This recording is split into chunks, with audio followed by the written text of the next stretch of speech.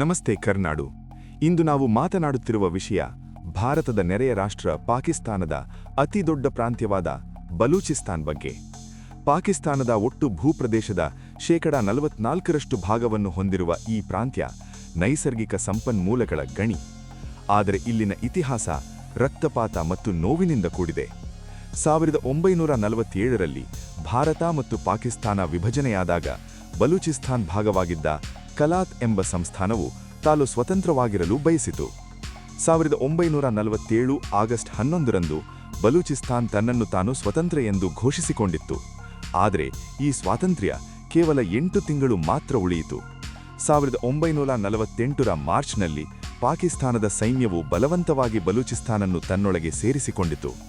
ಅಂದಿನಿಂದ ಇಂದಿನವರೆಗೂ ಬಲೂಚಿಯರು ತಾವು ಪಾಕಿಸ್ತಾನದ ಭಾಗವಲ್ಲ, ನಮ್ಮನ್ನು ಬಲವಂತವಾಗಿ ಗುಲಾಮರನ್ನಾಗಿ ಮಾಡಲಾಗಿದೆ ಎಂದು ಪ್ರತಿಭಟಿಸುತ್ತಲೇ ಇದ್ದಾರೆ. ಬಲೂಚಿಸ್ತಾನ್ ಪಾಕಿಸ್ತಾನದ ಅತಿ ಬಡ ಪ್ರಾಂತ್ಯ. ಆದರೆ ಇದು ಅತಿ ಹೆಚ್ಚು ನೈಸರ್ಗಿಕ ಅನಿಲ, ಚಿನ್ನ ಮತ್ತು ತಾಮ್ರದ ನಿಕ್ಷೇಪಗಳನ್ನು ಹೊಂದಿದೆ. ಇಲ್ಲಿನ ಅನಿಲ ಇಡೀ ಪಾಕಿಸ್ತಾನದ ಕೈಗಾರಿಕೆಗಳನ್ನು ನಡೆಸುತ್ತದೆ.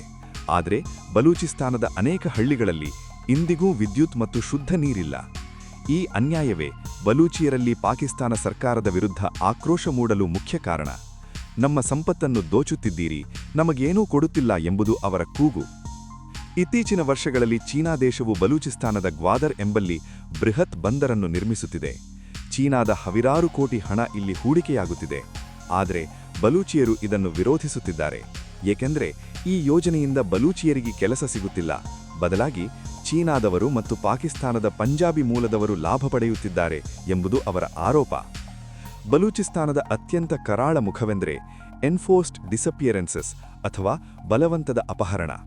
ಪಾಕಿಸ್ತಾನದ ಸೈನ್ಯವು ಸ್ವಾತಂತ್ರ್ಯ ಕೇಳುವ ಅಥವಾ ಸರ್ಕಾರದ ವಿರುದ್ಧ ಮಾತನಾಡುವ ಬಲೂಚಿ ವಿದ್ಯಾರ್ಥಿಗಳು, ವೈದ್ಯರು ಮತ್ತು ಬುದ್ಧಿಜೀವಿಗಳನ್ನು ಕರೆದುಕೊಂಡು ಹೋಗಿ ನಾಪತ್ಯ ಮಾಡುತ್ತಿದೆ ಎಂಬ ಗಂಭೀರ ಆರೋಪವಿದೆ. ಸಾವಿರಾರು ಕುಟುಂಬಗಳು ಇಂದಿಗೂ ತಮ್ಮ ಮನೆಗೆಲಸವರು ಎಲ್ಲಿ ಹೋಗಿದ್ದಾರೆ ಎಂದು ತಿಳಿಯದೆ ರಸ್ತೆಯಲ್ಲಿ ಕುಳಿತು ಪ್ರತಿಭಟಿಸುತ್ತಿದ್ದಾರೆ. ಸರ್ಕಾರದ ಮೇಲೆ ನಂಬಿಕೆ ಕಳೆದುಕೊಂಡ ಅನೇಕ ಬಲೂಚಿ ಯುವಕರು ಈಗ ಆಯುಧ ಹಿಡಿದಿದ್ದಾರೆ. BLA ಅಂತಹ ಸಂಘಟನೆಗಳು ಪಾಕಿಸ್ತಾನದ ಸೈನ್ಯ ಮತ್ತು ಚೀನಾದ ಅಧಿಕಾರಿಗಳ ಮೇಲೆ ದಾಳಿ ಮಾಡುತ್ತಿವೆ. ಇದು ಇಡೀ ಪ್ರಾಂತ್ಯವನ್ನು ಯುದ್ಧಭೂಮಿಯನ್ನಾಗಿ ಮಾಡಿದೆ.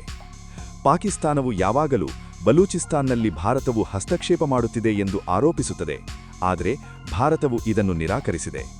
2016ರ ಸ್ವಾತಂತ್ರ್ಯ ದಿನಾಚರಣೆಯಂದು ಪ್ರಧಾನಿ ಮೋದಿಯವರು ಕೆಂಪುಕೋಟೆಯಿಂದ ಬಲೂಚಿಸ್ತಾನದ ಜನರ ನೋವಿನ ಬಗ್ಗೆ ಮಾತನಾಡಿದ್ದರು. ಇದು ಅಂತಾರಾಷ್ಟ್ರೀಯ ಮಟ್ಟದಲ್ಲಿ ಬಲೂಚಿಸ್ತಾನ್ ಸಮಸ್ಯೆಗೆ ಹೊಸ ವೇದಿಕೆ ಕಲ್ಪಿಸಿಕೊಟ್ಟಿತು. ಬಲೂಚಿಸ್ತಾನ್ ಸಮಸ್ಯೆ ಕೇವಲ ಗಡಿಯ ಸಮಸ್ಯೆಯಲ್ಲ, ಇದು ಜನರ ಹಕ್ಕಿನ ಸಮಸ್ಯೆ. ಸೈನ್ಯದ ಮೂಲಕ ಜನರನ್ನು ಹತ್ತಿಕ್ಕಲು ಹೋದಷ್ಟು ದ್ವೇಷ ಹೆಚ್ಚುತ್ತಿದೆ.